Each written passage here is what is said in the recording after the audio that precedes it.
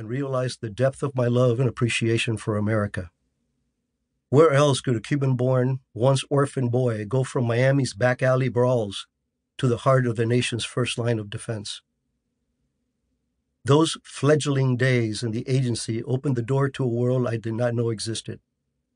Sure, I avidly read Ian Fleming's James Bond books, but 007 Spy Universe bore no resemblance to the full-contact dark world that became my life for the next few decades. Bond had his Goldfingers and his Dr. No's, but in the shadows we operated in, we faced no such cartoonish villains.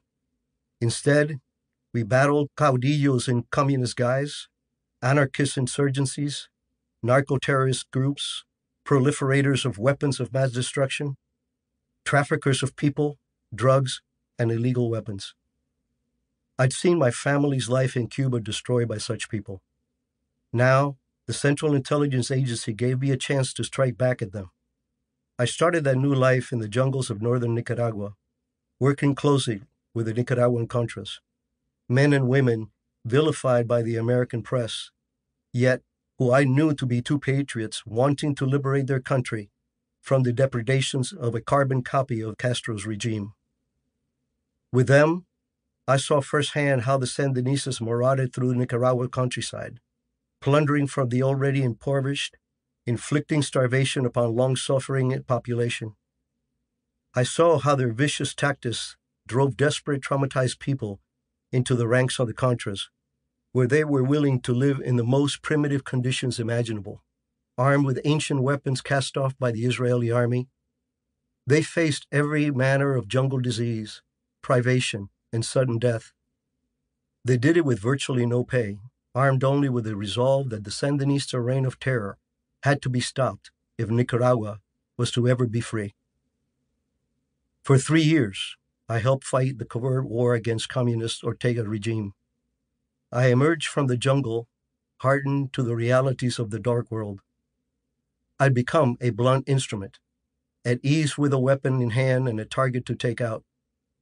That Cuban kid who lost his native country to revolutionaries now helped cut off some of the communist tentacles that threatened to engulf Latin America. Ultimately, our Contra program was a definitively successful black op carried out solely by key personnel from CIA. But under legendary Bill Casey and Dewey Claridge, the latter a beloved mentor of mine, this program grew 100-fold, and our collective effort with the Contras resuscitated the post-Vietnam decimated CIA back to relevance. In 1984, the agency ordered me from the Honduran jungles and sent me to the farm to learn to be more than a paramilitary operator. I was trained on dead drops, running agents, conducting surveillance, and evading enemy tails. This was another new universe for me, one of finesse in the shadows of everyday life. It stood in stark contrast to the years I spent being at the pointy end of the spear. Yet, it was a new way of standing on our nation's ramparts that appealed to me. The men and women I met at the farm were not Jason Bournes or Ethan Hunts of the silver screen. They were men and women devoted to one cause, keeping our country and our people safe from those who intend to do us harm. Sometimes we succeeded, sometimes we failed, but that was always our mission, our calling, our life's purpose. The same courage, conviction, and guile that it took to operate in the jungles applied to how my colleagues and I operated in a much more complex and treacherous jungle. A jungle of criminality, corruption, betrayals, and the atrocious human rights abuses we were determined to help eradicate.